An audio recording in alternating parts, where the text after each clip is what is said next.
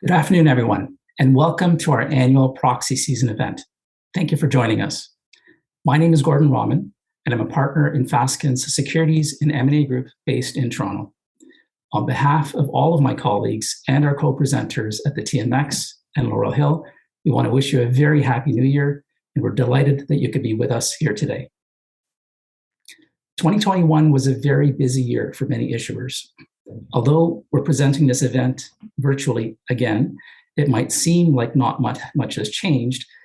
Issuers had to react to a lot of changing circumstances last year, and certain themes started to develop in business thinking, such as climate change. For those of you that have been part of this annual event, you will know that we will have two panel discussions. In the first panel, we will discuss regulatory and disclosure updates in order to help public companies prepare for the upcoming reporting season. In the second panel, we'd like to drill into a particular topic in more detail. Last year, we focused on ESG. Since ESG has stayed top of mind for both issuers and investors, we'd like to dig even deeper into that topic this year, and in particular, focus on the climate change aspect of ESG. Before we begin, I want to make a few housekeeping remarks. First, on behalf of all of the panelists, I should note that their views expressed today are their own views and should not necessarily be attributed to their respective organizations. Second, at the bottom of your screens, you should see two buttons. One will allow you to download materials from the presentation, and the other will link you to a survey which we would encourage you to complete at the end of the event. And finally, to the right of your screen, there should be a Q&A box in which you can type questions as we go, and we'll try to address them either during the presentations or immediately after. So with that, let's launch into our first panel discussion, and let me introduce our panelists. First, we have Valérie Douville, Senior Manager, Compliance and Disclosure at the TSX and TSXV, who is based in Montreal.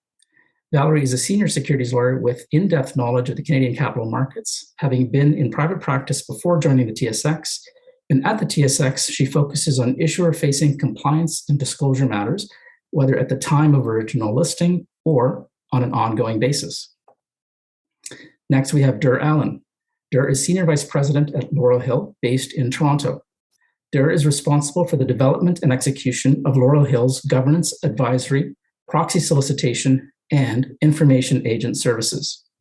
Bringing more than 20 years of industry experience, she helps countless clients in connection with annual meetings, change of control transactions, and proxy contests. Next, we have my partner, Taisha Lewis. Taisha is based in the Toronto office of Fasken. She's a member of the Securities and M&A Group at the firm. Taisha advises clients on a wide range of transactional matters, including domestic and cross-border mergers and acquisitions, private placements, public offerings, and securities regulatory compliance issues. Taisha has experience in advising technology and knowledge-based companies. And last but not least, Neil Kravitz, a partner at Fasken based in the Montreal office. Neil is the co-leader of the firm's US practice. His practice focuses on mergers and acquisitions, securities law, and cross-border transactions, acting for both domestic and foreign acquirers and targets. And he advises clients in a range of industries, including aerospace, life sciences, financial services, retail, and technology. So Neil, I introduced you last, but I'm going to turn to you first. And our first topic we want to explore is diversity disclosure requirements. So to get us rolling, can you remind us of what the diversity disclosure requirements are, and then what has been percolating in terms of updates and developments over the past little while? Sure. Thanks, Gord. By way of overview, our rules in Canada are somewhat narrow in scope when it comes to diversity. Like many of our securities law rules, we have a comply or disclose model for this right now in terms of the actual securities regulatory rules. So there's a set of rules that are set out in terms of what has to be disclosed. You don't have to have a certain level of diversity on your boards. With respect to corporate requirements, our corporate federal statute, the CBCA, requires that an issuer disclose diversity at different levels, including women on boards, a representation by Aboriginal persons, visible minorities as well. So you have to disclose what you do or do not do in terms of diversity. That's kind of one set of the forces pushing things in the right direction in terms of diversity. Then some of the other panelists will discuss some of the other forces, which are more market forces. So you have both your actual institutional investors and proxy advisory firms such as ISS and Glass Lewis having their own rules as to what is expected in terms of diversity and what they will recommend in terms of voting. I won't steal the thunder of my co-panelists, so I'll let them deal with that.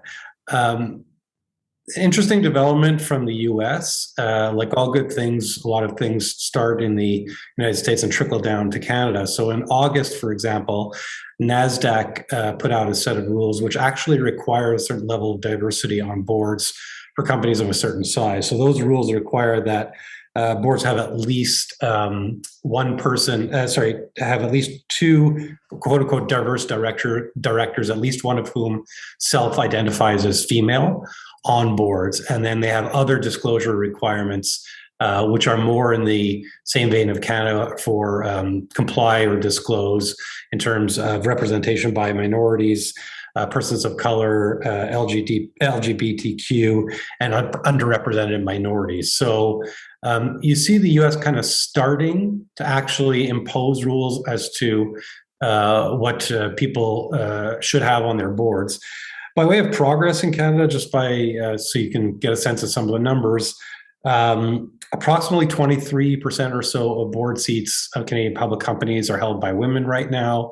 As far as companies publishing targets as to what they want to achieve as far as gender diversity, a large number of the S&P TSX index companies do have targets that were published, and about 32% of all TSX listed companies have published targets for diversity. So just to sum up, it's a mixture of rules, but for the most part in Canada, the actual rules are comply or disclose, and not actual minimum diversity requirements for boards or executive representation. That's helpful, Neil. And particularly on the representation of women, some of the stats seem to say that probably more progress has been made at the board level than at the executive position level. Is that fair to say? Yeah, it's definitely fair to say. I mean, these rules, both the disclosure rules and the market forces that we'll talk about in a moment, I think have resulted in some very good progress in terms of female representation on boards.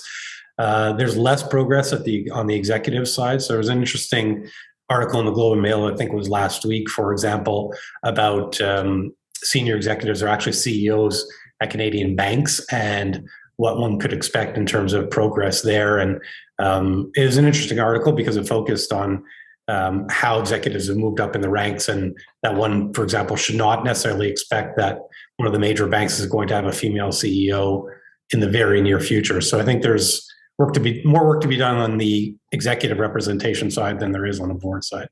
Right.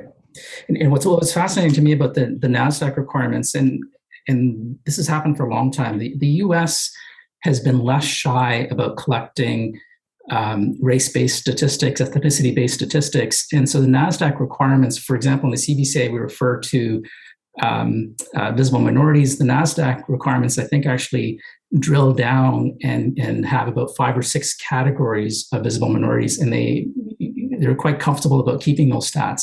It'll be interesting to see whether that starts to percolate up into Canada or not. But you mentioned ISS and Glass Lewis. I think now's a great time to turn to both Taisha and Dur, and we'll get an update from them on the overall proxy voting guideline updates. But since we're just on the topic of diversity, maybe I'll turn to Taisha first. Taisha, do you want to give us a summary of what ISS has been updating in terms of its voting guidelines with respect to diversity disclosure? And then I'll turn to Dur after that. Sure. Thanks, Gord. So in the Canadian market, gender diversity remains an important corporate governance issue. And so for ISS's updated voting guidelines, that is certainly reflected. So previously, ISS's voting guidelines indicated that effective as of this February, S&P TSX index companies with boards comprised of less than 30% women and that didn't disclose a formal written gender diversity policy or whose policy didn't have a commitment to achieve at least 30% women on the board over a reasonable period of time would receive a withhold recommendation for the chair of the nominating committee, or if there was no chair or no nominating committee at all, then the chair of the board. Now, ISS expects that S&P TSX index companies will A, make a formal, publicly disclosed written commitment to achieve at least 30% women on the board, and B, the expected time frame within which to achieve this target has changed from a reasonable period of time to at or prior to the next AGM. And so we're seeing a real effort to put these targets in place on a more concrete timeline. ISS has also expanded the scope for non-S&P TSX index companies. So previously we were looking at widely held companies that were not S&P TSX composite companies. Now we're looking at all TSX companies that are not S&P TSX index. So for this broader category of issuers, ISS is recommending that a withhold vote be given for the chair of the nominating committee, or again, if there's no chair or no nominating committee, then the chair of the board. If the company doesn't have a formal written gender diversity policy and there are no women on the board. So again, we're seeing a more concerted effort to really drive the number of women on boards up from ISS's perspective. Understood. And so, Drew, let me turn to you on the Glass Lewis perspective. What have we seen on their voting guideline updates on diversity disclosure? Thanks, Gord. Well, as it relates to Glass Lewis's board gender diversity change, just to note that Glass Lewis has replaced all references in their guidelines to female directors with gender diverse directors, which is defined as women in directors that identify with a gender other than male or female. Now, as it relates to their policy update on this, for TSX listed issuers, Glass Lewis is looking for a minimum of 2 gender diverse directors on the board. Therefore, companies with fewer than 2 gender diverse directors are at risk of a negative recommendation for the chair of the nominating committee. And companies with no gender diverse directors on the board are at risk of receiving negative recommendations for all directors who serve on the nominating committee. And as it relates to companies listed outside of the TSX, including the TSXV, and all boards with 6 or fewer total directors, Glass Lewis is looking at a minimum of 1 gender diverse director on the board. And for companies who don't meet the minimum requirements, Glass Lewis may still refrain from making negative recommendations if the company has provided sufficient explanation or disclosed a plan to address the lack of diversity on the board. I should note, though, that in 2023, Glass Lewis will be moving from a fixed numerical approach to a percentage-based approach and requiring a 30% gender diverse board for TSX listed issuers. And I should also mention as well that although the 30% does apply this year under Glass Lewis's policy, there are institutions who, those subscribe to Glass Lewis, they have their own custom voting policies. So some of them have the 30% policy in place this year, such as Fidelity and RBC GAM. So issuers should be aware of their top institutional investors and their individual voting policies, just in case they are stricter than Glass Lewis's.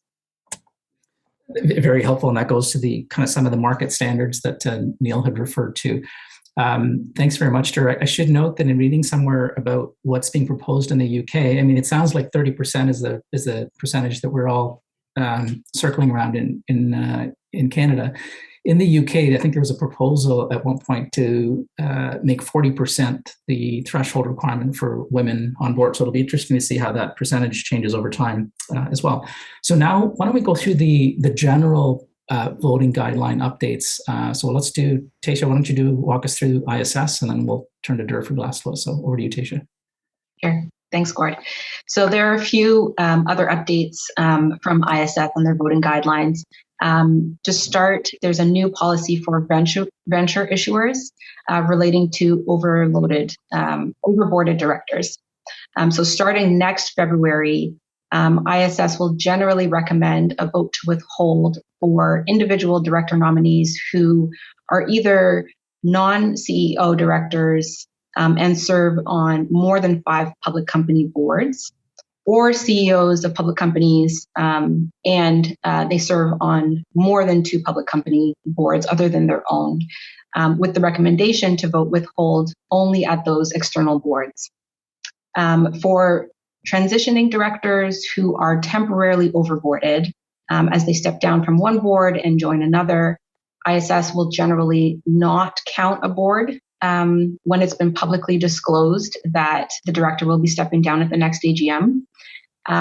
However, ISS will include any new boards that the director will be joining, even if the shareholder meeting for their election has not yet taken place.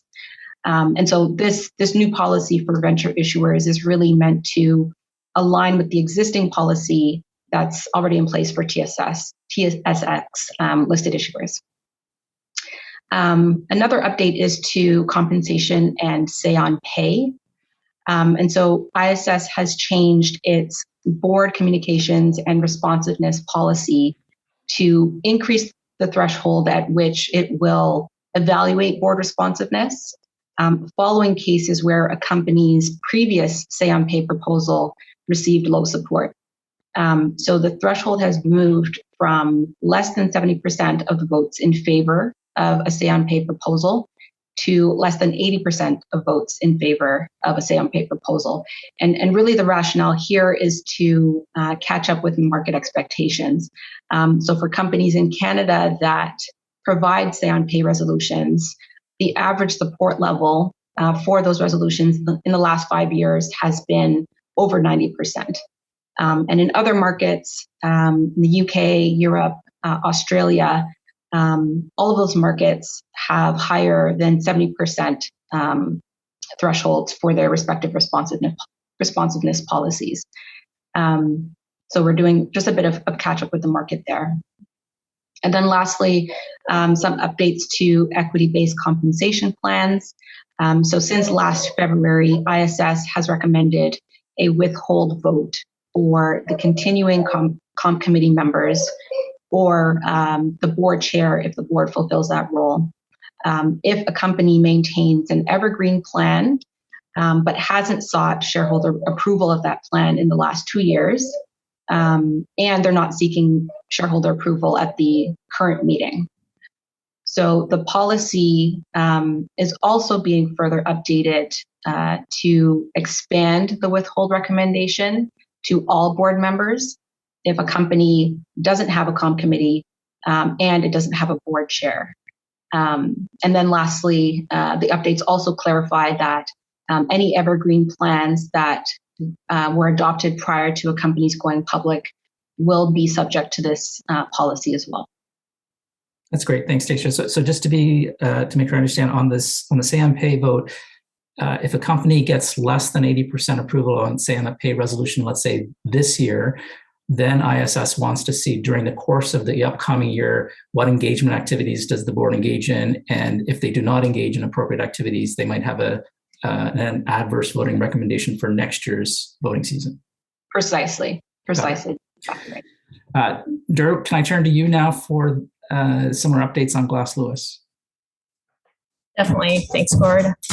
In terms of Glass Lewis's policy updates, they include gender diversity, which we just went over, environmental and social risk oversight, multi-class share structure, and unequal voting rights and size of key committees.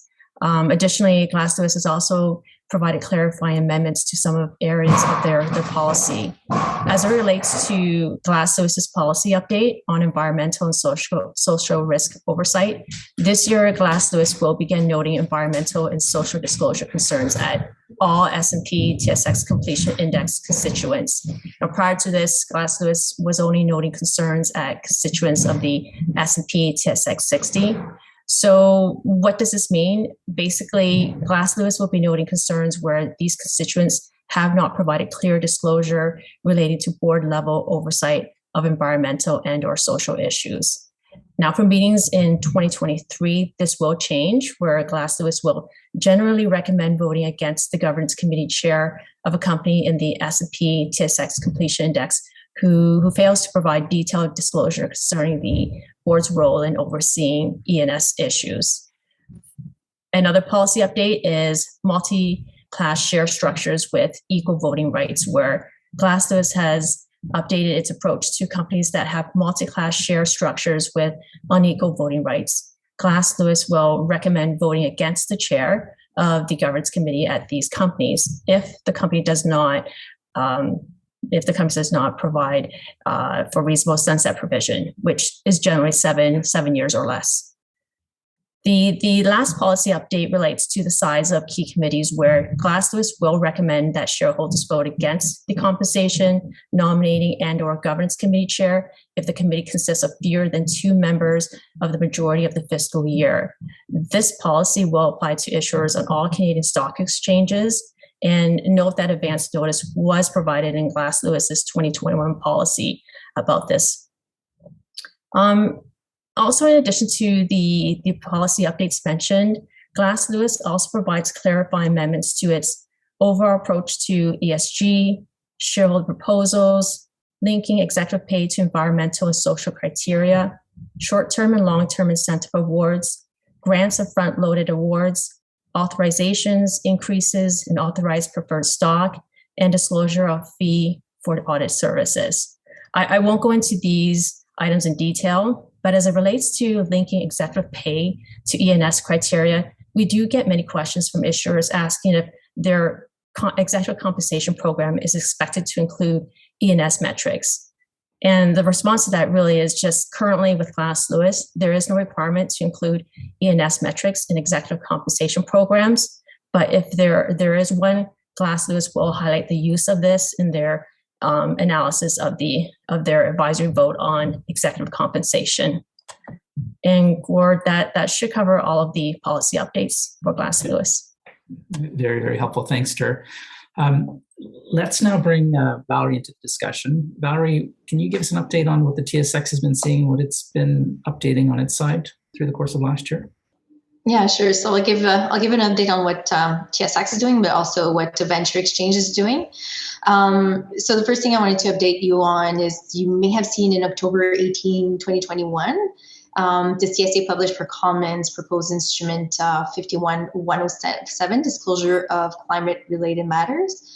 So essentially, the proposed instrument introduces disclosure requirements, or would introduce disclosure requirements consistent with TCFD recommendations. So TCFD being the Task Force on Climate-Related Financial Disclosures, and would require disclosure regarding climate-related matters on strategy, risk management, metrics, and targets. I'll stop there in terms of what it entails, since there's a whole other panel on ESG. But what I wanted to tell you is that both TSX and Venture Exchange consulted with our stakeholders, and we are preparing some comments for the CSA. So one of the things we've noted is, well, the first thing is that, the exchanges are generally, of course, supportive of any regulatory initiatives that facilitate climate-related disclosure, especially aligned with TCFD recommendations. But we do point out that there's significant costs and resources involved in providing meaningful, at least climate-related disclosure.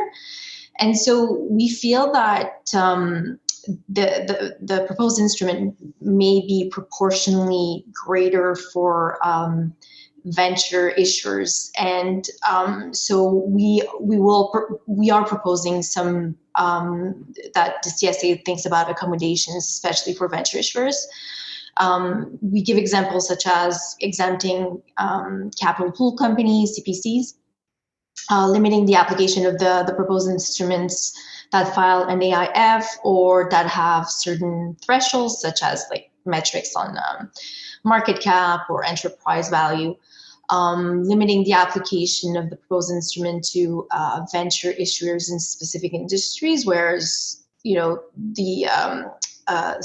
climate-related information would actually be used by investors, or permitted venture issuers with some flexibility with the implementation timelines.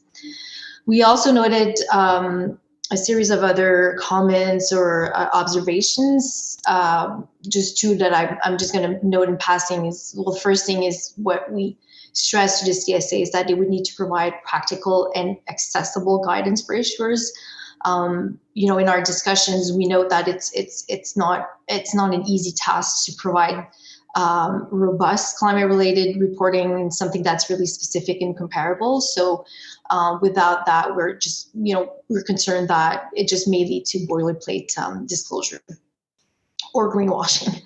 And then the last comment I wanted to say is just we are also asking CSA to consider aligning the proposed instrument with the regime that's being developed by the International Sustainability Standards Board, ISSB.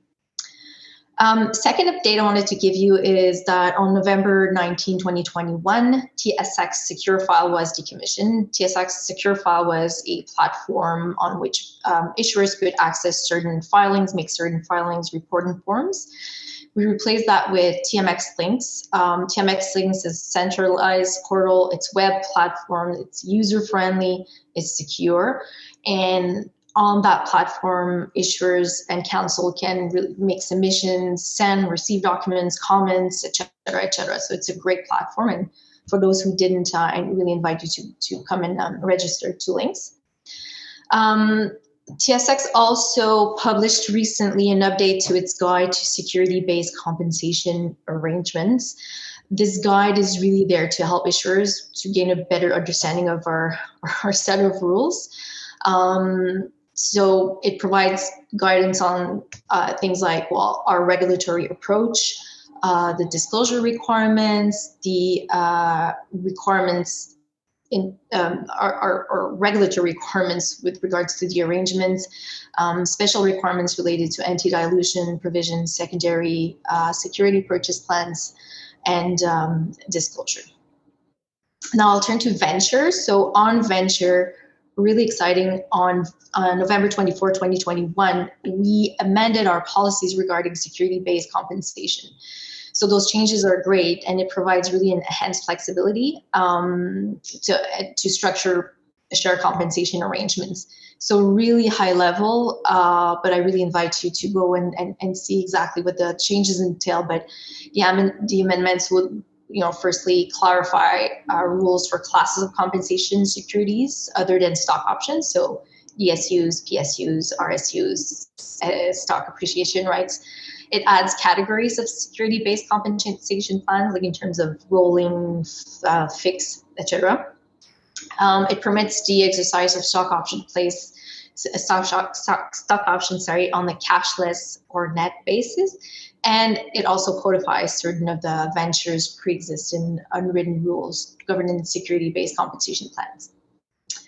And then the last update I wanted to give you was last year on January 1, 2021, Venture made changes to its CPC program, the Capital Pool Company program. The changes brought an increased flexibility. It reduced regulatory burdens, and it improves economics. There's measures or amendments that involve the relaxation of timing restrictions in terms of the QT, the qualifying transaction of the CPC. Some changes to the policy's restriction of non-QT related expenses. It increases the incentives and compensation securities. It increased the flexibility for funding and expenditures, changes escrow terms, lower public distribution requirements, and flexibility for the position of directors or officers. Thanks so that's all the updates. Oh, thanks very much, Valérie. And certainly the CPC rule updates last year were quite helpful. And also your comments, and we'll talk about the climate change disclosure in the second panel a bit more. It's not just small companies that are thinking about what it means. Even large companies, I think, need to understand it and are struggling a little bit. So very, very helpful comments. So we're going to move now to continuous disclosure updates, the kinds of things that as reporting issuers are filing their disclosure documents, what should they be aware of? There's been a few amendments, not least of which is the publication on non-GAAP financial measures. Neil, can I turn this part over to you to walk us through some of the updates issuers should be aware of. Sure, thanks, Gord. And the updates really fall into two categories, or there are kind of two objectives behind them. One is standardization and one is simplification. So if we start with the standardization, you had mentioned the non-GAAP financial measures instrument. That one is significant. Sort of after years of the various securities commissions and regulators in Canada putting out reports on how issuers dealt with or disclosed or discussed non-GAAP measures, they finally decided to put an actual rule in place. So, the infamous National Instrument 52-112 now prescribes how issuers are to deal with non-GAAP or non-IFRS measures. So for those less familiar, that's just a discussion in their, whether it be their press releases or the MD&A of a measure that's not an actual GAAP measure. So if you take adjusted EBITDA, for example, that's a popular one. What the instrument does is it applies rules when discussing non-GAAP measures in a quantitative manner. No, it's not qualitative. So, for example, if an issuer says that their adjusted EBITDA was X and it was up from Y% from the previous year, the issuer is required to reconcile that to the closest IFRS and GAAP measure in terms of discussion.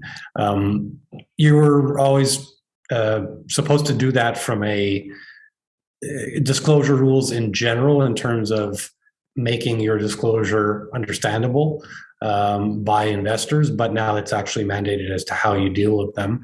One of the more interesting things about 52-112 is how it deals with forward-looking information as well. So when issuers discuss non-IFRS or non-GAAP measures in a forward-looking manner, they're also supposed to do that over time. So not kind of choose which quarter they decide they want to discuss it, but do it on a comparative basis over time.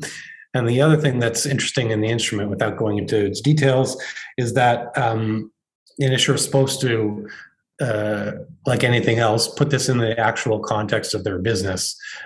So when you discuss a non-GAAP measure, one is supposed to discuss it in the context of the risks, business risks that the companies face, or trends, or what have you. So the instrument is meant to streamline how issuers deal with their discussion, and it applies effectively to year ends that are on or after October 15, 2021. And I don't know if any of the other panelists have comments, but we certainly have both clients and other issuers in the market who, before the instrument actually started to apply from a technical perspective, started to comply with it in terms of how they set out their discussion of non-IFRS, non-GAAP measures. I mean, it's worth mentioning that virtually, I shouldn't say all issuers, but certainly most issuers do have discussions of non-IFRS measures, and the reason that they feel that it does help the understanding of the investor and the investment community of their financial results. So that's one in terms of standardization. I think the other things that we're seeing are attempts to simplify disclosure, or maybe to put it another way, to lighten the burden on issuers. So you see things, for example, in May, the Canadian Securities Administrators put out an instrument for comment, and it's gone through the comment process, about combining an issuer's disclosure, certainly its annual disclosure, into one document. So right now, an issuer will have their annual financial statements, their annual MD&A, their annual information form, kind of all in separate documents filed on SEDAR.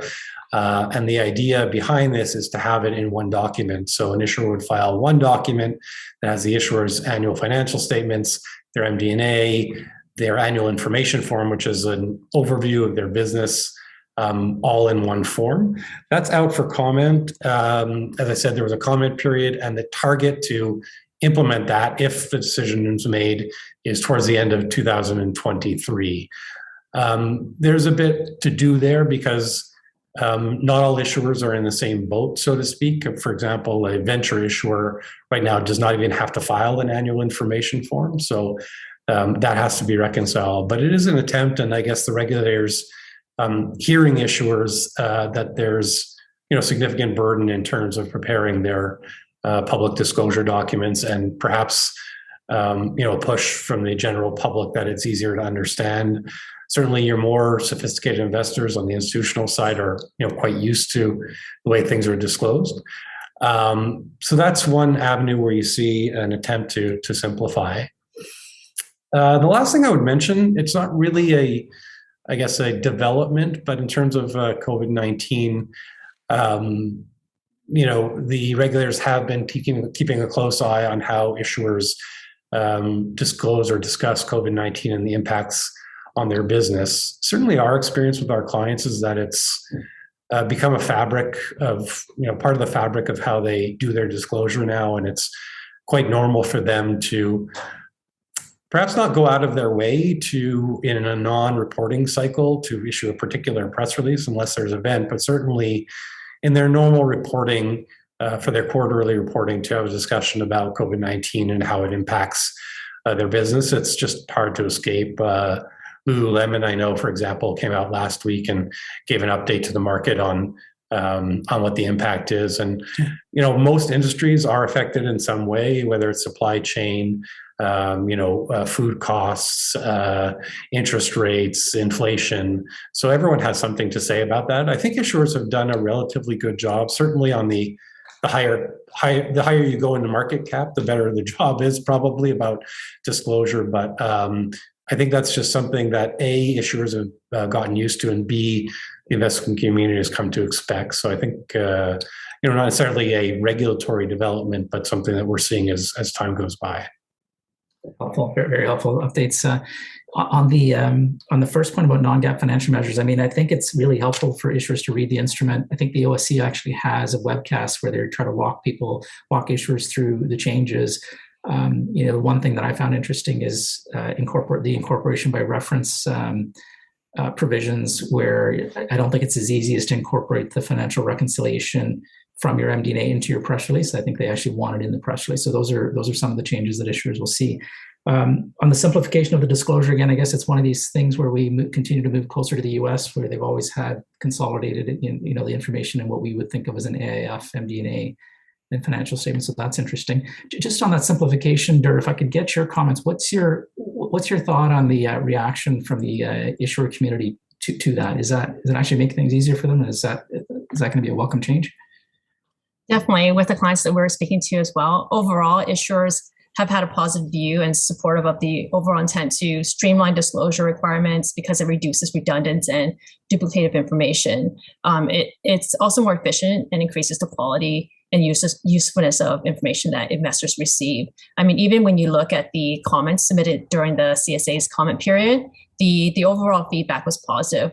One submission, for example, was Manulife, who strongly supported the CSA's objectives and stated that, I have a quote here, that they state, "We support the efforts to eliminate duplicative disclosure as well as to eliminate disclosure where the burden on the reporting issuer to provide the disclosure is greater than the benefit to investors that investors obtain from it." Very, very helpful. And Valérie, maybe I'll ask you, because we had chatted about this before. It's somewhat continuous disclosure related on the BC. I think BC published something on promotional activities. You want to just touch on that briefly? Yeah, sure. So you're right.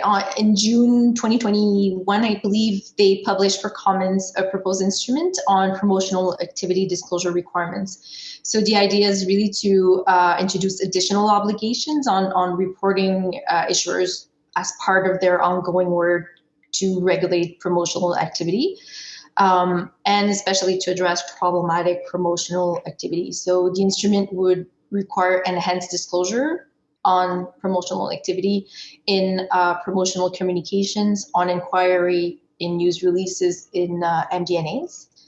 And I also wanted to point out that the BCIC notes that the volume of problematic promotional activity has increased, but it's also something that Exchange is concerned about and is really looking into, because it's almost often on venture issuers in not venture in terms of the venture exchange, but just like junior issuers in emerging sectors.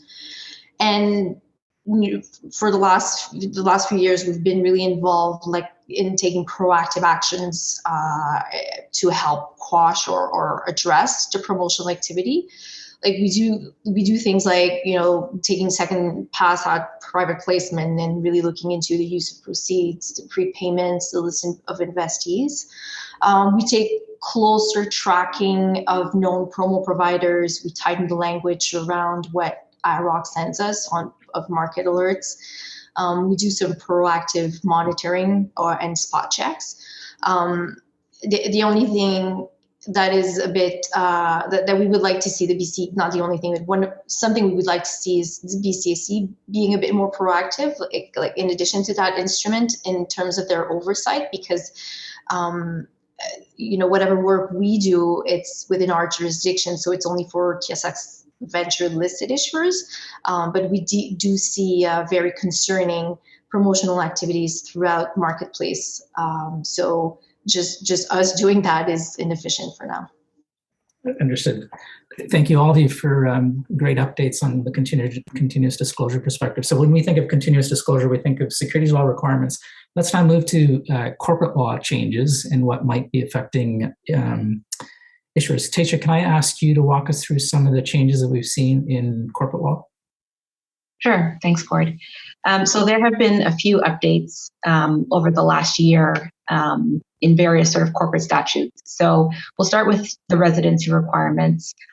So in Alberta and Ontario, the Canadian residency requirements for corporate directors have been removed. So there's no longer a need to have at least 25% of your directors be resident Canadians. And so these changes really bring Alberta and Ontario in line with other provinces and jurisdictions in Canada that don't have the residency requirement. So Quebec, BC, Nova Scotia, New Brunswick, and PEI.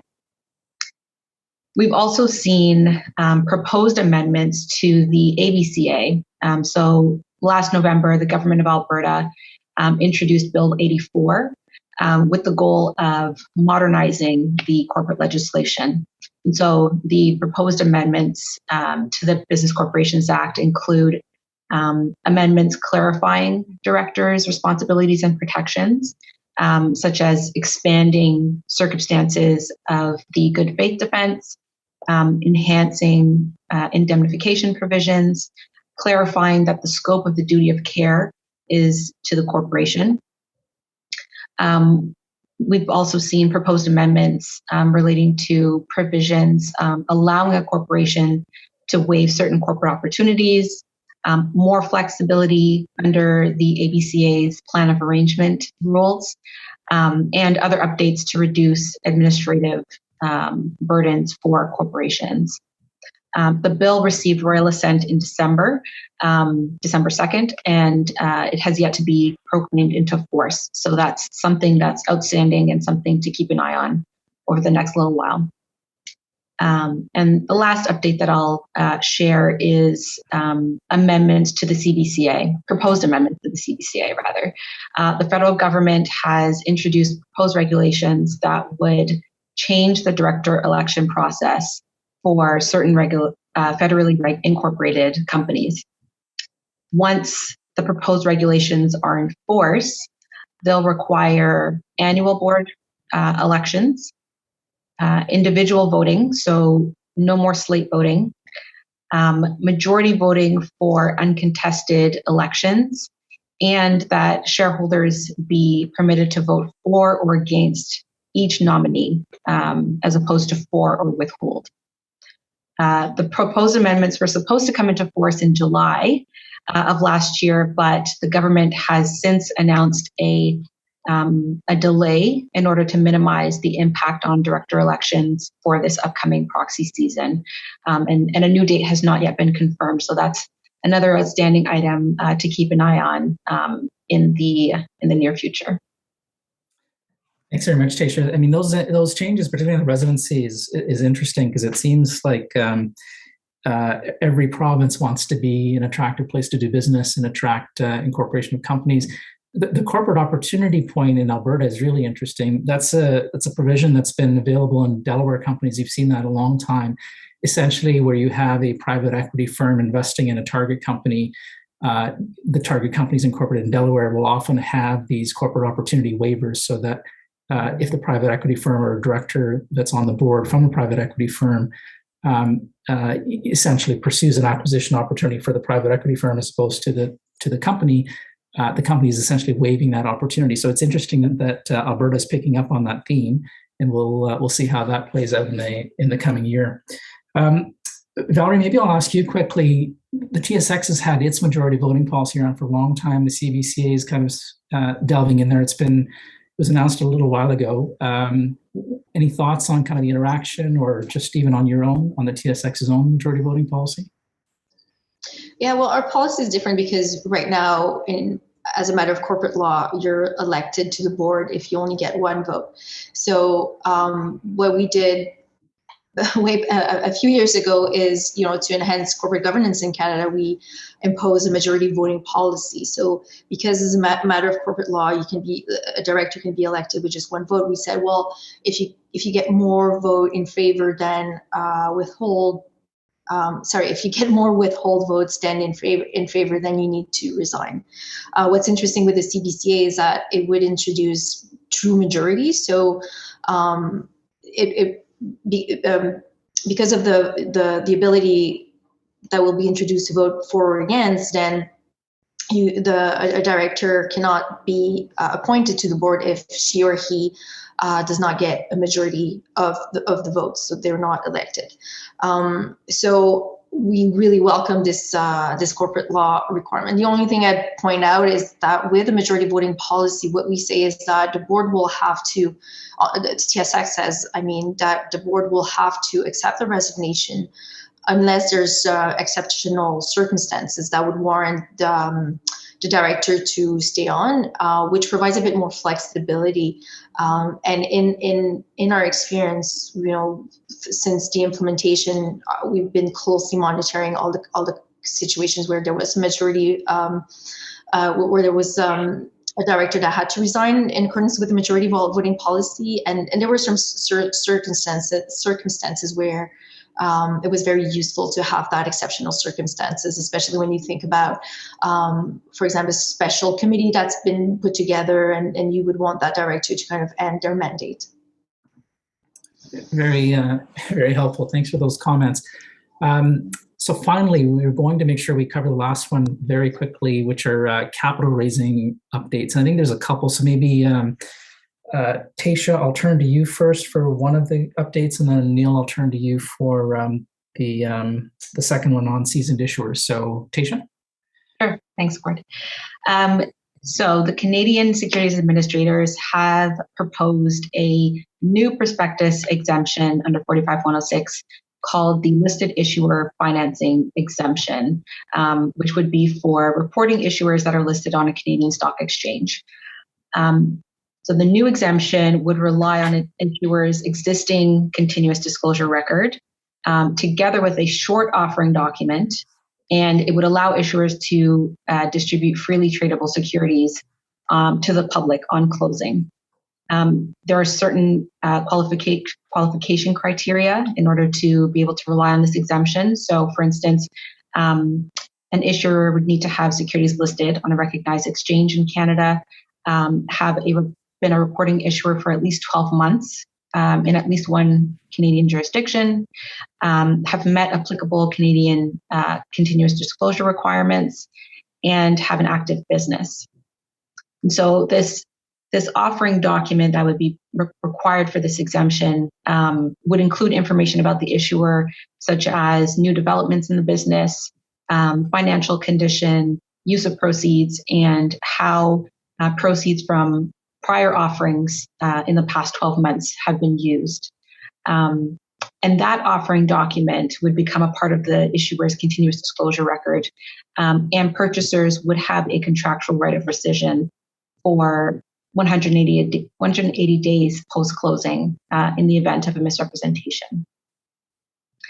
The offering itself has limitations, and so an issuer would only be able to raise the greater of $5 million or 10% of their issued and outstanding securities within any 12-month period, provided that it doesn't surpass a cap. So it can't be more than 100% of the issued and outstanding securities, or in the case of debt, no more than 100% of the principal amount within a 12-month period prior to the transaction being announced.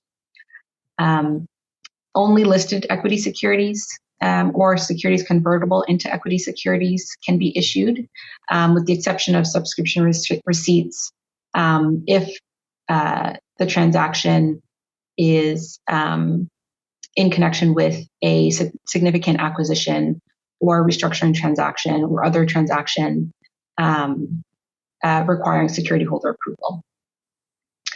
The exemption would not be available if the issuer was planning to use the proceeds for a significant acquisition or a restructuring transaction, such that additional financial statements would be required under normal prospectus rules.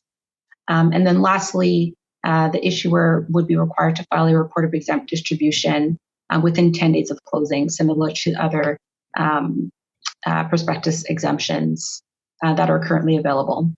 The exemption is in the comment period, or it's currently under review. The comment period ended in October, and so we will see sort of next steps with this potential exemption.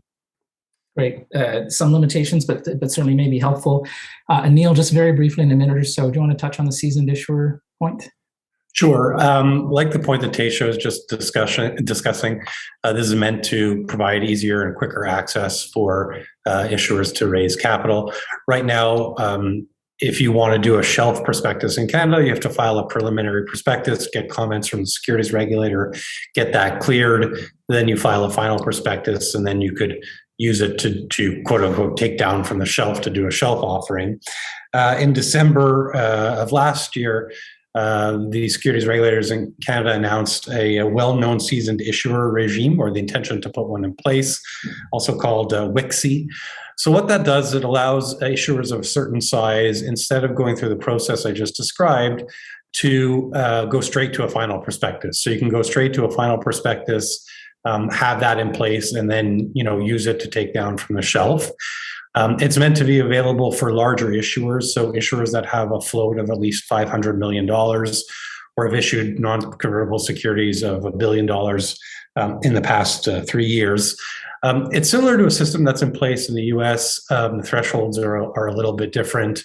And in Canada, you have to, it's somewhat of a mantra for the securities regulators here to use an easier system. You have to have been a reporting issuer in Canada for at least 12 months. So again, another instrument that's proposed to put in place for ease of access to market for larger issuers. Perfect. Thanks very much, Neil. Thanks for all of our panelists. We have time for it. I want to just squeeze in one question, and I'm going to direct this question to Dur, maybe in two parts. If you have a very brief answer, Dur. Part of it is, I'm going to blend two questions together. Without using some of the graphic language I've heard some clients use in expressing their dismay at ISS and Glass Lewis voting guidelines, if you disagree with what their voting guidelines are, one, what can you do? And with respect to some of these thresholds, like 30% gender diversity on boards, if you end up at 28.6% as an example, how do you address those types of things with the proxy advisory firms? So for your first question, Gord, in terms of if they don't agree with the policy itself, ISS and Glass Lewis, they do have a comment period. So issuers do have the opportunity to submit their comments. But just to go a little further, elaborate further on that, if Glass Lewis comes out with or ISS comes out with a report on their AGM, if the information is factually inaccurate, ISS and Glass Lewis will update. And with this update, they will consider if it impacts the original recommendation before issuing the report. For Glass Lewis specifically, issuers can submit what's called a report feedback statement. And when this is provided to Glass Lewis, they will reissue their report attaching the company's feedback commentary to their service subscribers. And although Glass Lewis may not change their recommendation, this gives issuers a chance to communicate with investors indirectly, in addition to them also reaching out to investors directly. So, but what I just mentioned, though, there's no guarantee that the proxy advisor's original recommendations will change. There are also deadlines to submit these comments as well, back to ISS and Glass Lewis. And now your second question about if you're at 28%, you're almost at 30%.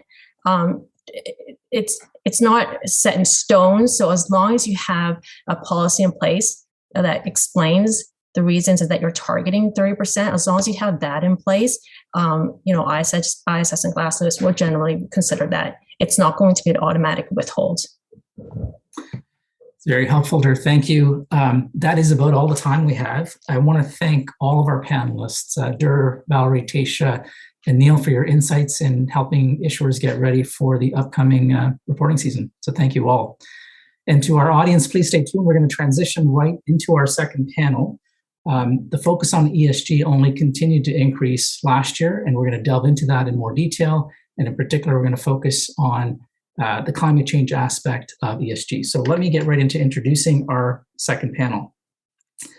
First, we've got Cheryl Gasparet from ATS Automation Tooling Systems. Cheryl is a corporate director, health, safety, and environment, and ATS is a Canadian public company with operations in Canada, the US, Europe, and Asia. Cheryl has held senior HSE roles at other large companies before, Canadian companies before, and has been instrumental at ATS in its sustainability work. Cheryl lives in and joins us from Tianjin, China, where it's already tomorrow. So Cheryl, thank you very much for staying up so late and joining us on this panel. Next, we've got Bill Zawada, Vice President of Business Development at Laurel. He's based in Toronto. Bill is responsible for business development, relationship management, and strategic solutions for clients in Eastern Canada. Bill provides guidance to management, boards, and shareholders on corporate governance, shareholder engagement, and shareholder activism matters. Next, we've got Tanneke Heersche from Fasken, a partner in our Toronto office. She's a member of the firm's Global Mining Group and a member of the firm's ESG Steering Committee. Tanneke advises clients not only on complex project development, but on the integration of environmental and human rights issues into project development and operational frameworks. And last but not least, Kai Alderson, a partner at Fasken based in our Vancouver office, who practices in the areas of energy and natural resources. Kai advises utilities, energy companies, and other natural resource clients on environmental, regulatory, and Indigenous law matters. Last year, we observed that there was kind of a surging movement calling out companies to advance their disclosure of an oversight of environmental, social, and governance issues.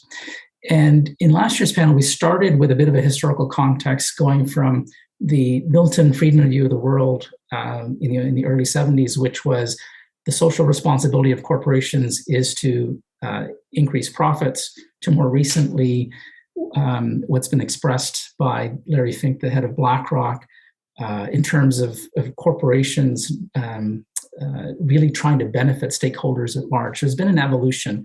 What I would ask is if somebody could put up the link to last year's presentation. For those of you that are interested, you may want to revisit that ESG presentation from last year.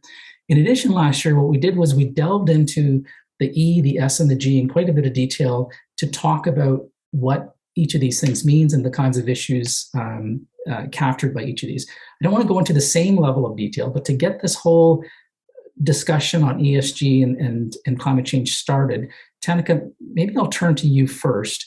Can you give us a brief overview, just to level set for everybody, on what we mean by the E, the S, and the G, and the kinds of issues that fall into each of those buckets?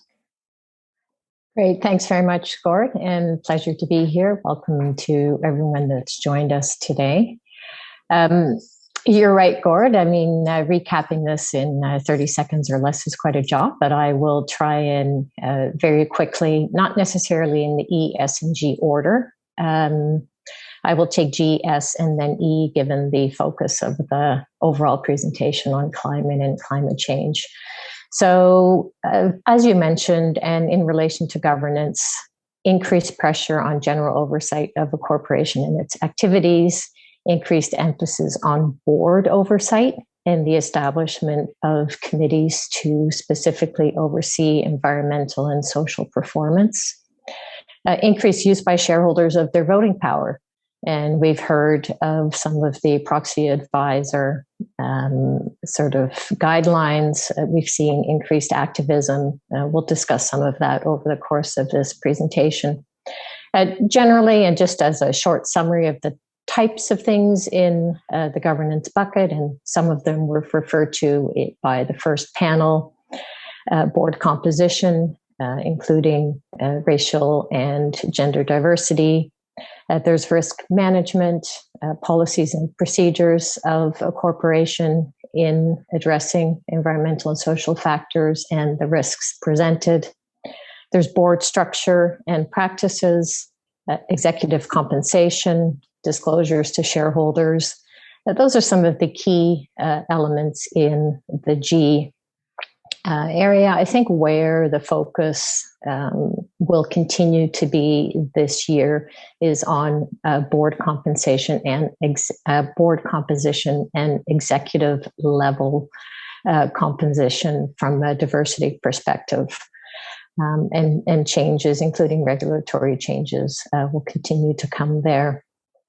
The S, of course, is people, and it's how a corporation manages its relations with people, whether those people are its own workforce or employees, whether it's a company's suppliers, customers, or the communities in which they operate, whether that's local communities, overseas communities.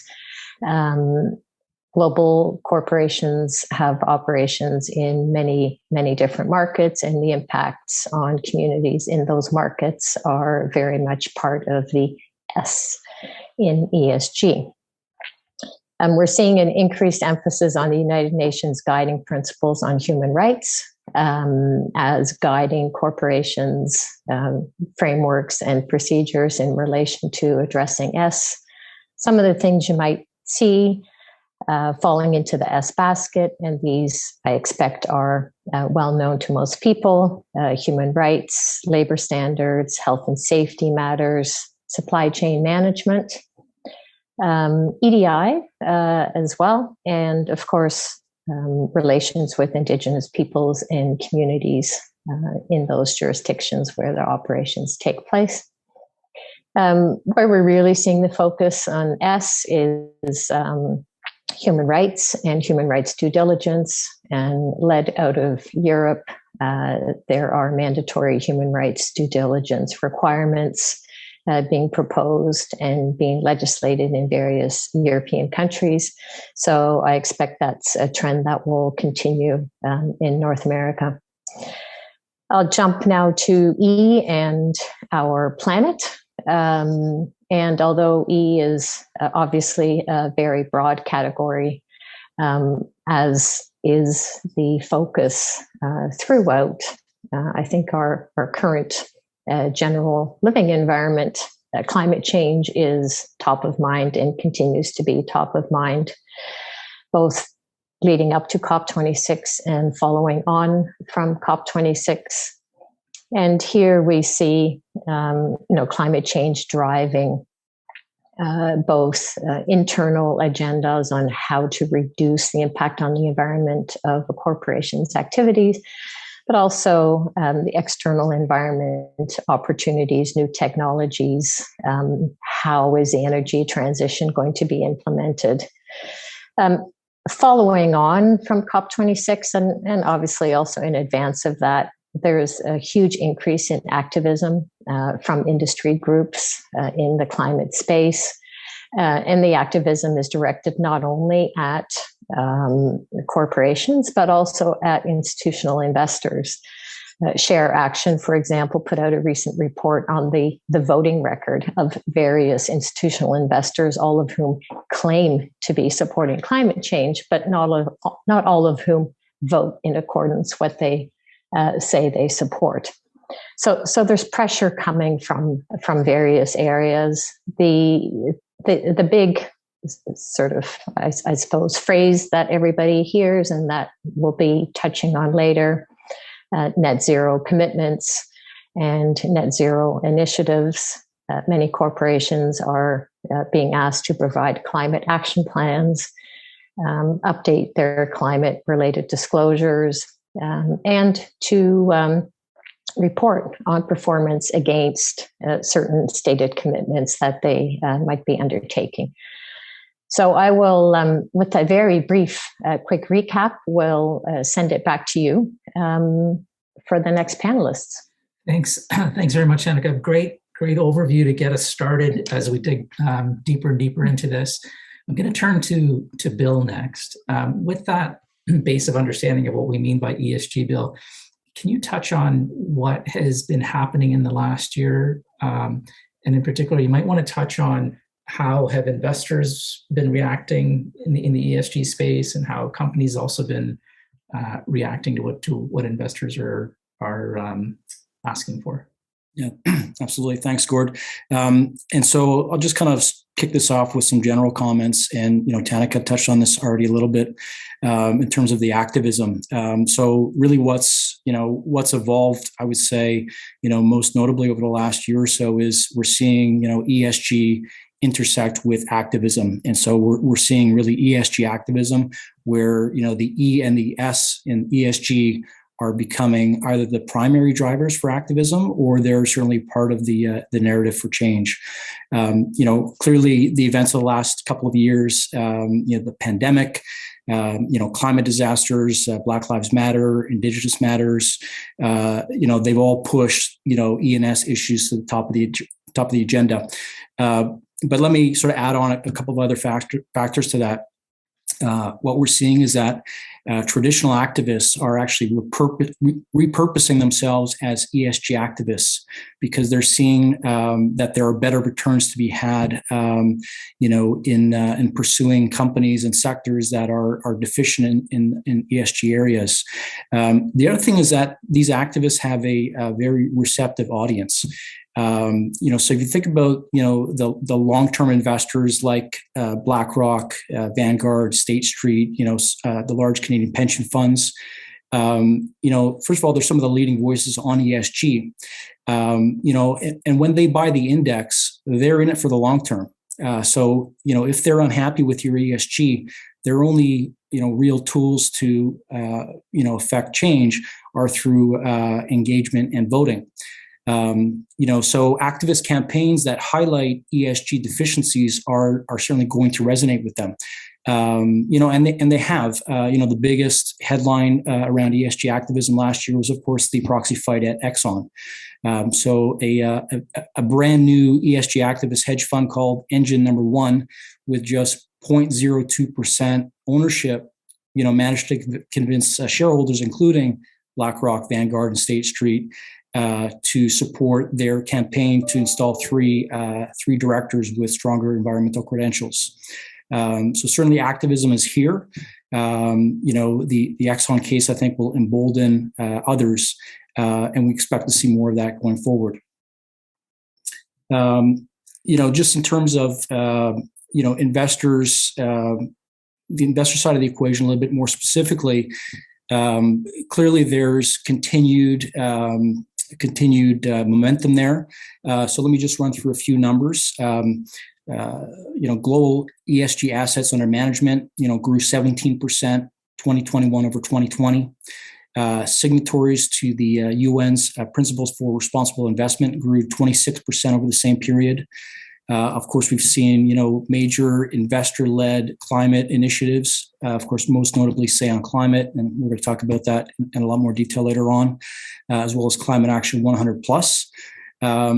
In Canada, E&S shareholder proposals really dominated all other categories of shareholder proposals in 2021, accounted for 62% of all proposals, and that was up from 25% the previous year.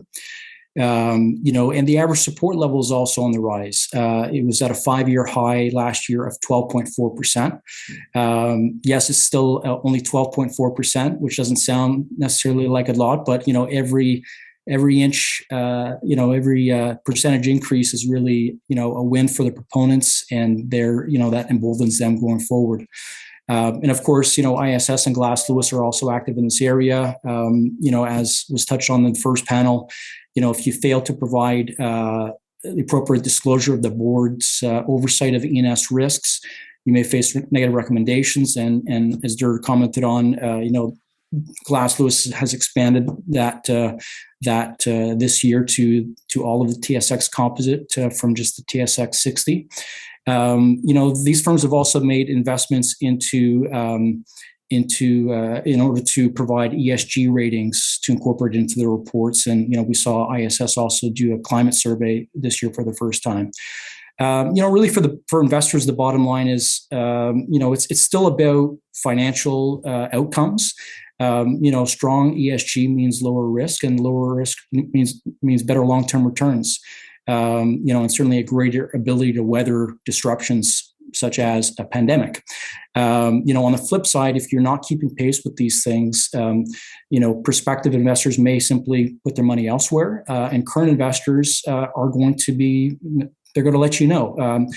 Best case through constructive engagement. They may vote against your directors at your AGM, and obviously, worst case is through activism, whether they're leading the charge or they're supporting other campaigns. And then I'll just kind of close things out here. On the corporate side. I think it's fair to say that corporate Canada is working hard. They're engaging with their investors on ESG, and they are certainly putting in place the frameworks to be able to meet investor needs. In 2020, 71% of the TSX composite produced a dedicated ESG report. And that was up from 58% the previous year. And I'm sure that number has ticked higher for 2021. We're also seeing that, companies are at least trying to find some middle ground on E&S shareholder proposals. A great example of that is, the TMX last year. They ultimately negotiated an amended, less prescriptive proposal in regards to Indigenous matters. Of course, there's still a gap. A recent study showed that while two-thirds of the TSX composite reported on GHG emissions, only about a quarter of those included targets, and that further, only about a quarter of the TSX composites reporting aligned with TCFD reporting standards. So there's certainly, commitment, there's progress, but we have a ways to go. Great. Great overview on what we're seeing, both from on the investor side as well as the kinds of reporting that issuers are putting out. Cheryl, I'd like to bring you into the conversation now. You were instrumental in the ATS's sustainability report. Clearly, corporate Canada is interested in climate change. Maybe you can share some of your perspectives on the process that you went through in coming up with a sustainability report. How did you decide what went in it? Just walk us through kind of what you guys did. Sure, I'm happy to. So we really noticed, in our space, the increased interest in what we were doing as a company around sustainability, from discussions at the board level to discussions with investors, analysts, customer inquiries. So we made the discussion that, or the decision that we really needed to put out something that was more comprehensive and really pull together our strategy around sustainability. So at ATS, we do, our ABM, our ATS business model, is how we solve problems. So what we did was apply the ABM principles, and we held a Kaizen event. And that was a global event where we invited our leaders in HR, HSE from different parts of our international company to really sit down and think through what people are asking for, but more importantly, really define what it is that we need to do to make sure that we're protecting the sustainability of the company. We started by looking at the UN sustainability goals and and thinking about how do they impact us and how do we influence them. And then through the Kaizen process, we defined and aligned really what our framework around sustainability needed to be for our company. And that's where we defined our 4 major themes around people, ethics, responsible manufacturing, and social responsibility. Really fascinating. I mean, the way you describe it, it's not. It doesn't sound like it's you sitting in a room coming up with the sustainability report. It's really an all hands on deck effort to understand how sustainability is important to all aspects of the business. So it sounds like quite an extensive effort, but involving multiple departments. It takes a village for sure. And, certainly ATS being a multinational company, we need to make sure that we have alignment or any strategy, it doesn't matter what it is not going to work. So we really wanted to consider the whole concept of sustainability from varying standpoints, from various customer bases, as well as looking at investors and what our board was asking us for. So it was a good exercise. Excellent. So now that we've had a bit of a background, we've had a bit of a corporate perspective, let's dive into climate change in particular. And Kai, I want to bring you into the discussion. People use the term climate change all the time, and you also hear people dropping the term Paris Agreement. What I'd like to do is, for the purposes of this discussion and in the context of ESG, what do we mean when we talk about climate change? Sure. Thanks, Gord. That's a good way to sort of frame and level set for people. So when I'm thinking about climate change as an investor issue, I think we can look back to 2021 and think about what we saw. And we saw a number of extreme weather events, forest fires, flooding, physical risks associated with a changing climate. And that's one bucket of climate-related risks that investors care about when they're talking about climate change and ESG and worried about the risk management of the companies that they're investing in. And then the second is how governments are responding to the changing climate and these the science that says that human released carbon dioxide is changing the climate and causing those risks. And so there's another bucket of risks relating to government responses, and that's usually referred to as transition risk. And that also is highly significant for companies and for investors because that can impact economics of certain lines of business and whatnot. So over the past year in 2021, I think we saw a number of different policy level events. You mentioned the Paris Agreement, and we had a major international event in October of last year, which was largely successful around the Paris Agreement, carrying it forward. We had the federal election last year. So climate change remains front and center, both in terms of physical risks and in terms of potential policy changes and responses that will impact companies' bottom lines. And so I want to understand the Paris Agreement a bit better. What does the Paris Agreement say? Does it actually impose certain targets on either countries or specific operators? When people say Paris Agreement, what is the commitment in the Paris Agreement?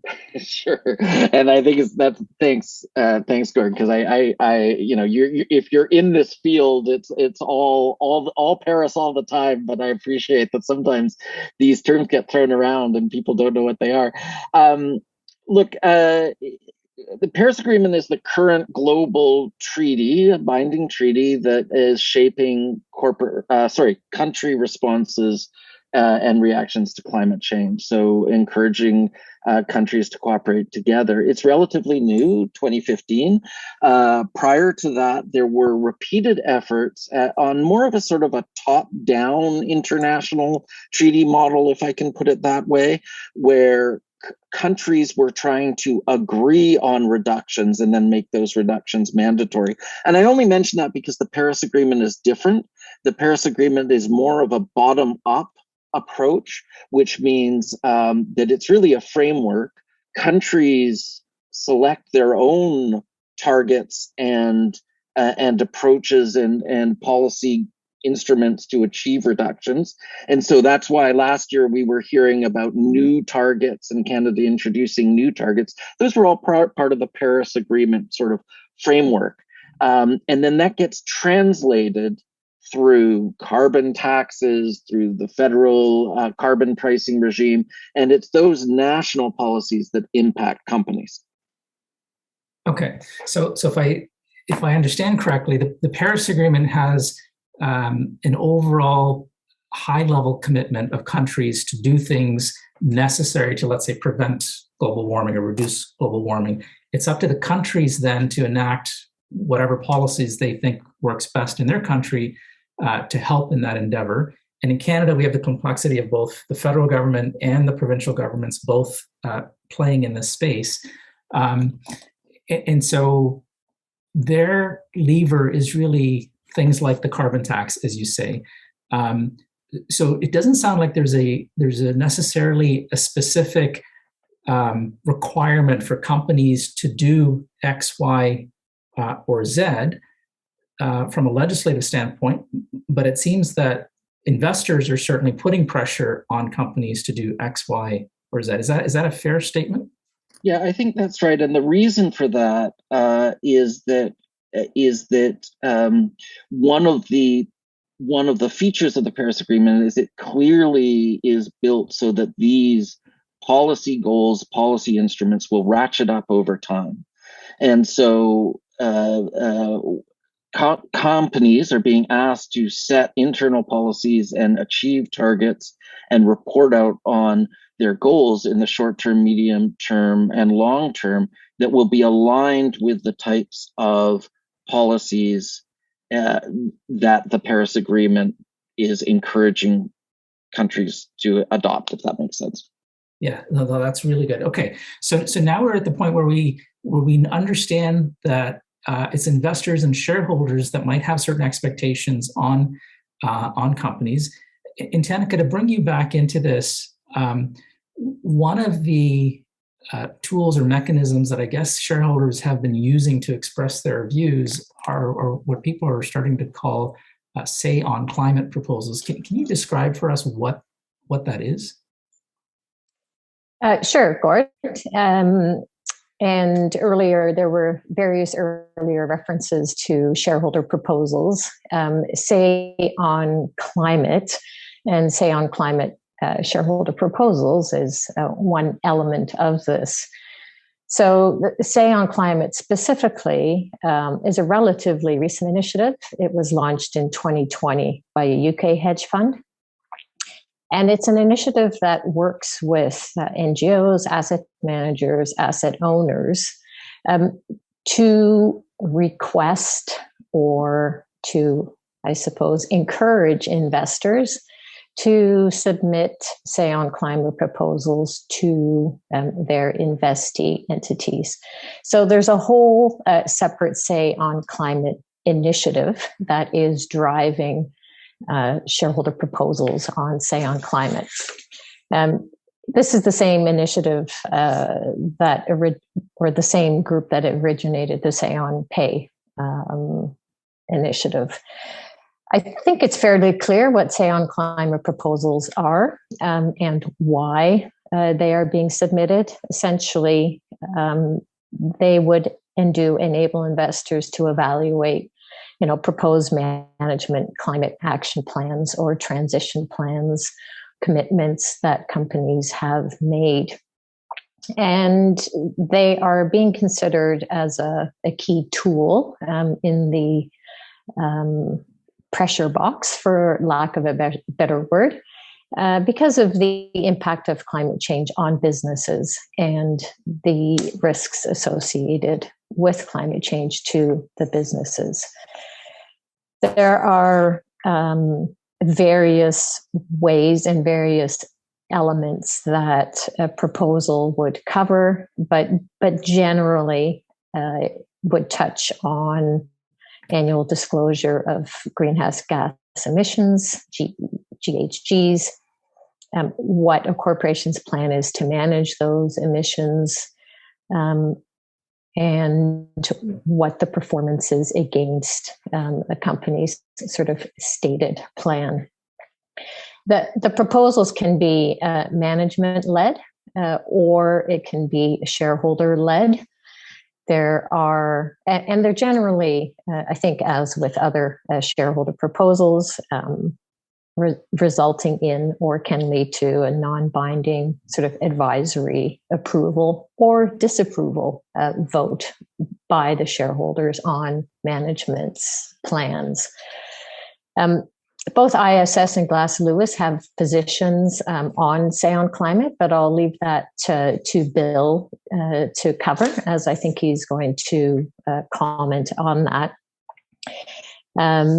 Quickly, there have been over 100 global Say on Climate proposals that have been submitted to companies. They originated in Europe and have gradually worked their way to North America. There's been CN Railways in Canada has had a management Say on Climate proposal submitted, and CP has had a shareholder Say on Climate proposal submitted. Financial institutions globally have also been recipients of Say on Climate proposals. So these proposals are not limited to energy intensive industries. They cross the board. There's obviously advantages and disadvantages to shareholder proposals or to a corporation's reaction to shareholder proposals and whether or not to accept or support one. And there's associated risks, of course, with not supporting one, including bad publicity. It may actually result in a subsequent vote against a director body. You may upset some of your institutional shareholders by not supporting a Say on Climate proposal. And there may be possible conflicts within the organization between management and board level. Having said that, there are a host of arguments, for and against. Some of the arguments against shareholder proposals. Currently, there's a lack of standardization, so they are quite varied. Proxy advisors, and Bill will touch on this, differ in their views on Say on Climate proposals, so there's not a uniform view here. There's an argument that they weaken board accountability and that the risk management oversight sits with the board, not with shareholders. So even though they're non-binding advisory approvals, there is some argument that it weakens board accountability for these very same issues.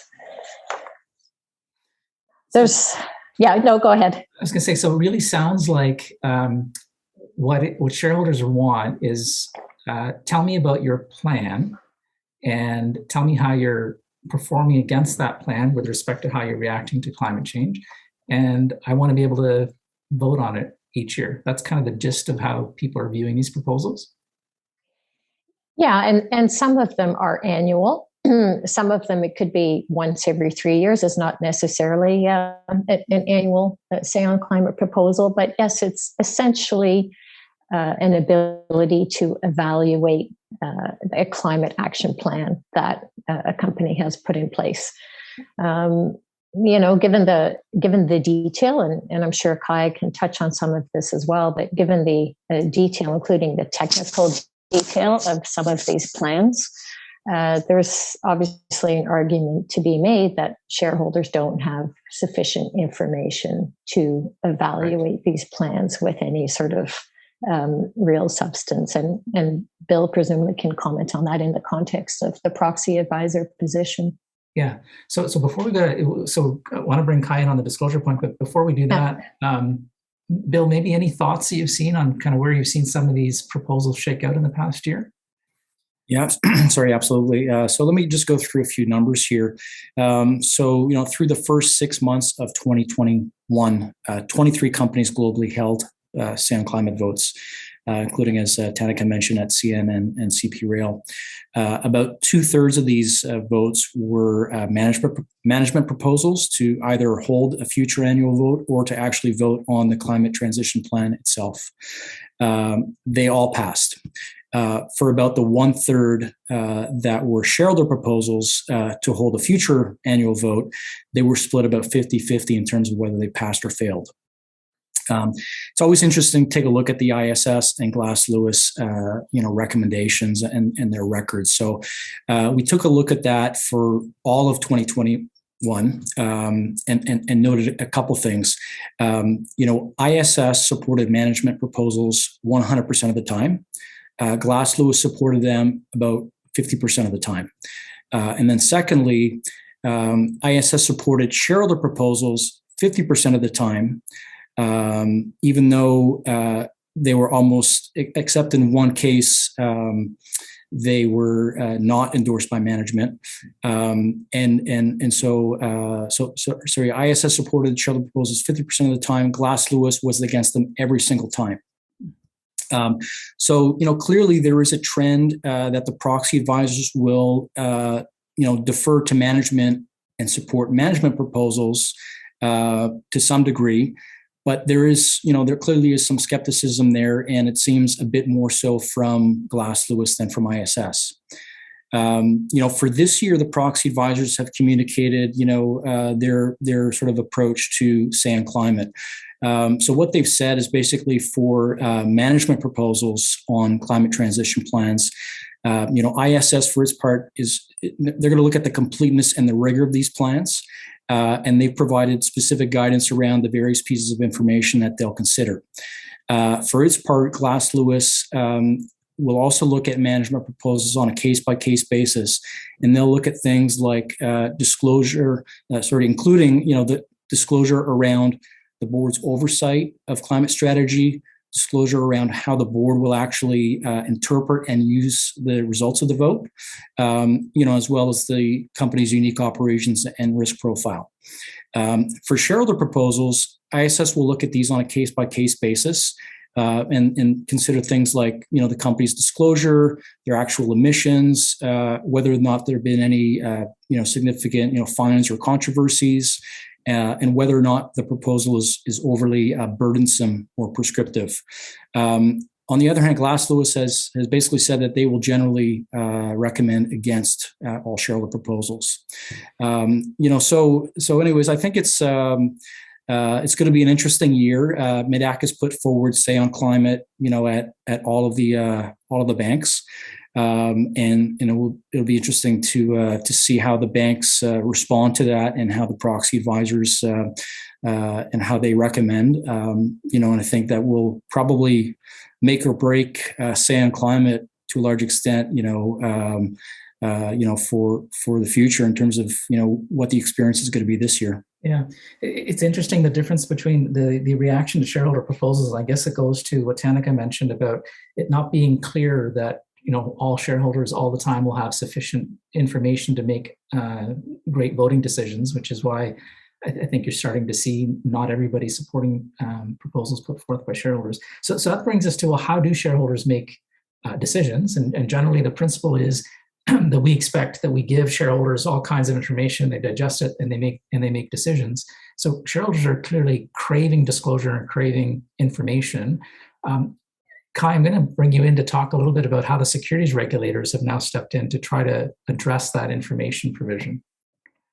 Sure. Thanks a lot, Gordon. There's a lot happening here. So in October of last year, as was mentioned earlier, the Canadian Securities Administrators proposed National Instrument 51107. It's still under a comment period. That the comment period has been extended to February 16th, and so this is still very much a live issue. If adopted this year, this proposed instrument would come into force and would apply for TSX issuers March 2024 in respect of the 2023 fiscal year, and for TSXV, the venture issuers, it would apply in 2026 in respect of the 2025 year. I mention that only because, and I know that's sort of an odd place to start, but I mention that because that's coming right up. And although it's not obligatory yet, and we still have a year to go, one thing I've seen with clients that I've helped on these types of disclosure is the second report is always much, much better and much, much easier for companies to put out than the first report. And so as I go through what is in the obligatory disclosures that the CSA is talking about, I think folks on the call should be thinking about, is there any piece of this that we can begin to look at sooner, so that to make it easier when it becomes a required piece. So what the CSA talked about was that they were concerned with the disclosures related to climate change and GHG emissions may not be consistent, complete, or comparable across companies. There's also a global trend towards mandatory climate change related disclosures and disclosures related to climate change risk. US, Europe, in New Zealand, there's a new legislation. So all around the world, people are looking at this or have enacted or created mandatory disclosures. So what the CSA has proposed is right in keeping with a global trend. It's not unique or that far out in front of what other jurisdictions are doing.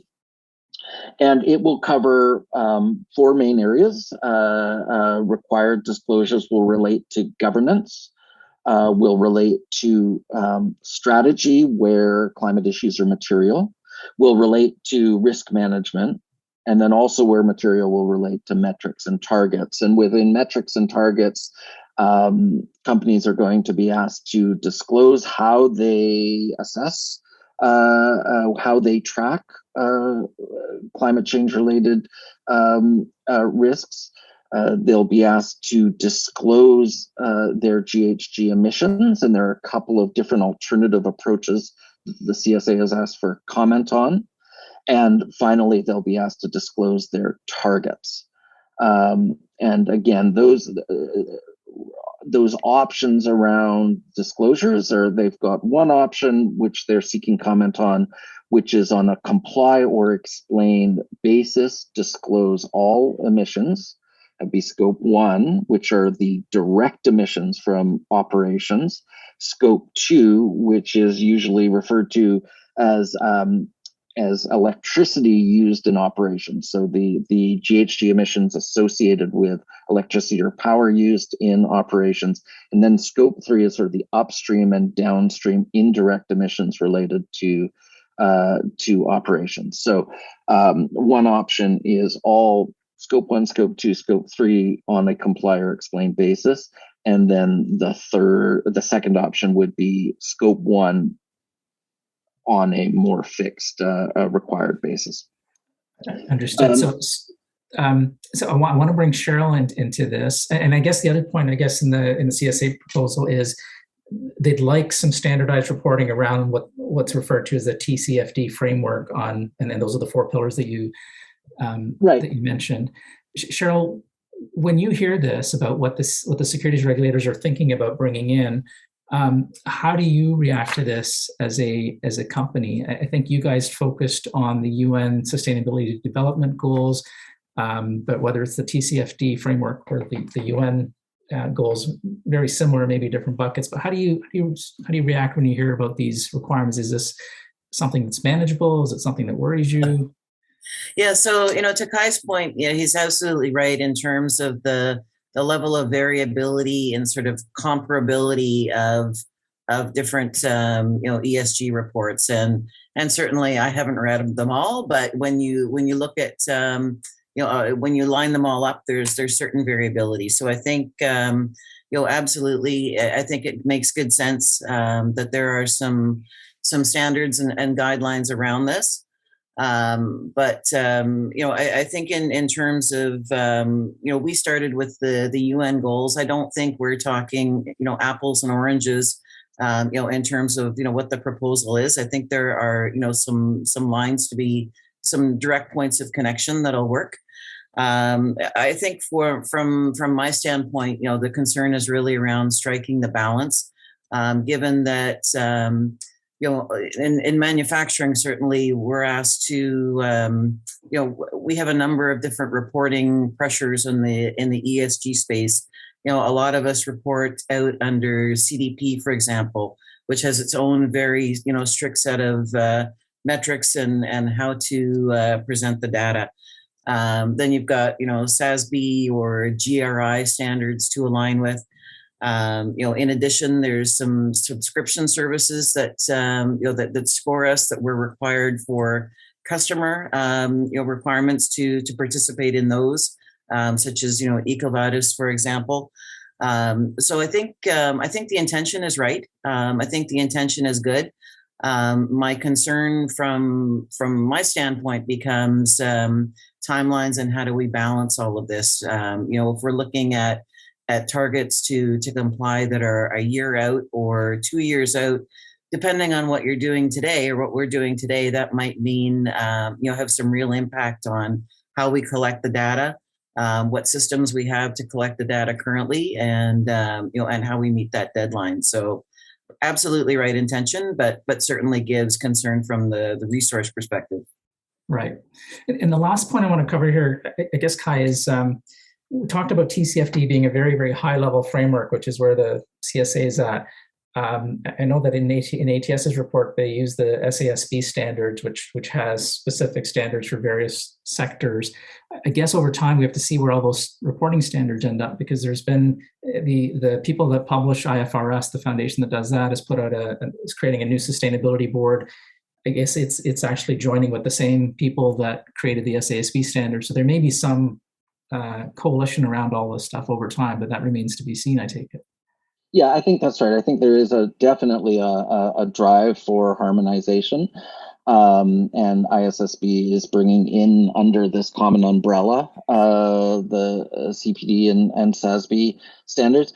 But it's also important to just recognize that the basic principles are very high level, and there will always be sector specific guidance, but it's not as I anticipate things to both get more harmonized, and also people shouldn't be as concerned that there are different standards, because the point should be find something that works for the company, that's widely recognized, and then consistently implement that over time, and that's really the best approach. Understood. We're getting really close to the end of our time. There's two other definitional things I want to cover, so we're going to do this as a bit of a lightning round. I'm going to throw out a term, and then Kai and or Tanneke, I'm going to ask you to define it, and just to help people understand what we mean. When somebody says a net zero target, Kai, what do they mean? So they mean that over time they will reduce their GHG emissions. GHG is both carbon dioxide and other greenhouse gas emissions like methane, with a target goal of 20 of a particular target, usually 2050, where their gross emissions will be reduced, and then whatever is left over will be offset by carbon offsets or removals. And then instead of net zero target, if somebody says we will be carbon neutral, what do they mean? So usually, and these don't have strict definitions, but usually carbon neutral refers to carbon dioxide only, and usually is associated with a freer use of offsets rather than that prioritization of internal reductions. Okay.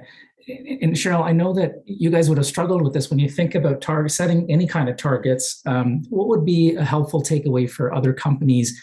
What's the process that you thought about as you thought about, should we set a target? How do you figure out what that is? Right. So, in each of the theme areas that we set, we establish metrics for ourselves and are reporting out. We sat as a leadership team and looked at really what are the areas where we see that we want to make the biggest improvement, and those are the areas where we said, okay, we need to put a stake in the ground and set a target.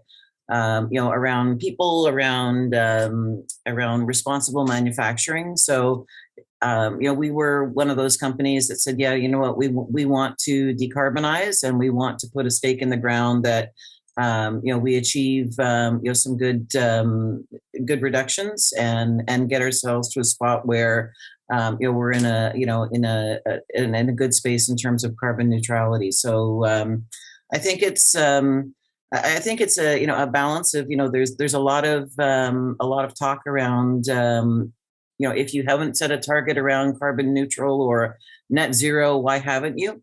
But I think it's really important, as a management team, to be aligned on the strategy that you want to take to get there. As alluded, different terms mean different things to different people. I think in a lot of ways they're becoming somewhat interchangeable in terms of everyday talk at the table, but good to have that discussion with the management team to really make sure that we're aligned on how we're going to do it. Right. And whatever the target is, again, it seems like investors just want something that they can look at. So setting a target may be as more important than exactly what it is as a starting point. So very helpful. Tanneke, next phrase to you quickly. What do people mean when they say greenwashing? Well, Gord, to respond in a lightning way to your lightning round, it basically means do what you say. So if you take the targets, for example, if you're going to put targets out there, or if you're going to state that you are going to invest X number of trillions of dollars in ESG funds, then do it.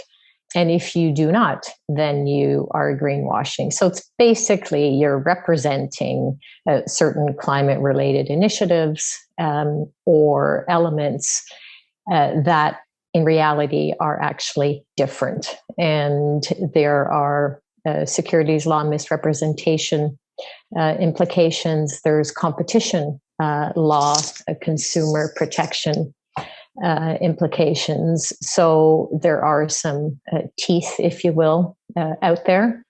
A few very quick examples. DSW, Deutsche's asset management arm, is under investigation in both the US and in Germany for greenwashing claims. Essentially, they were claiming greater integration of ESG factors into their portfolio investments than was actually taking place. Those are the allegations.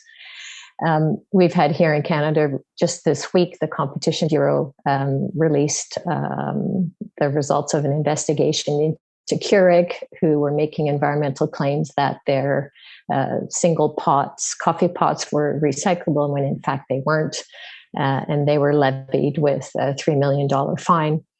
So it's all about being able to support the claims that you are making. And when you are not, the term greenwashing is being used. The do what you say is a great takeaway. Bill, we've got maybe a minute or so left. I'm going to give you the last word to kind of bring this to full closure, particularly stepping off this greenwashing point on do what you say. What are some things that directors and companies and boards can be doing? I know State Street put out a list of 5 questions. Maybe that's a great way to end this, and over to you on how do boards think of this under those 5 pillars or 5 questions? Yeah, perfect. So I did want to sort of run through this piece. It was put up by State Street. It's called the ESG Opportunity for Corporate Directors, and it really asks directors to ask themselves, a series of 5 key questions. I think this is useful for all boards, but particularly for boards that maybe early earlier on in their sort of ESG evolution. And I think we've probably touched on all or most of these throughout the course of the panel. But and I'll just kind of go through them quickly. One is the board focused on the right issues? And so certainly there's a lot of information, a lot of noise out there. You've got to sort of determine what's most important to your long-term success. Take a look at the SASB materiality framework. Look at what your peers are doing, and of course, talk to your shareholders. Number two, does the board have the right skills and governance processes? So your board, of course, needs to be sufficiently diverse in skills and experience to be able to tackle these issues. Obviously, the board structure, the committee structure needs to be in place. And you have to make sure that you have the right information flowing up to the board so that the board can make informed decisions. Number three is the company taking a strategic or tactical approach to ESG? I think it's really critical that you think about this in terms of long-term strategy, not simply as a tactical or reactive situation, and really just kind of think about the fact that this is going to be a long-term effort, and so the more aligned this is with long-term strategy, I think the more effective it's going to be in terms of getting the buy-in of all internal stakeholders, sustaining that effort, getting the village that Cheryl mentioned, together, and collaborating and translating this into financial outcomes for your investors. The fourth is the company setting appropriate KPIs and aligning incentives. And certainly, this will certainly help you avoid, I think, any charges of greenwashing. Is really set practical, measurable goals and track the progress against that, and of course align incentives accordingly. And finally, how is the company reporting on ESG issues? Obviously, this needs to be done in a consistent, comparable, and really decision useful way for investors. Obviously, this is a big challenge, but as has been discussing, the good news is that there is progress towards a more uniform set of standards. Very helpful. Thank you very much. We'll find a way to maybe share the link on that State Street. It's easily findable if you Google it, but it is a great framework for directors to be thinking about in boards. That is all the time that we have. This has been incredibly useful, certainly for me, and I'm sure the audience found it useful as well. Thank you to all of our panelists, Tanneke, Cheryl, Bill, and of course, Kai. Thank you to our audience for joining. On behalf, and please do fill out the survey if you get an opportunity. On behalf of all of our panelists, we wish you a very successful year ahead, and as always, please be well.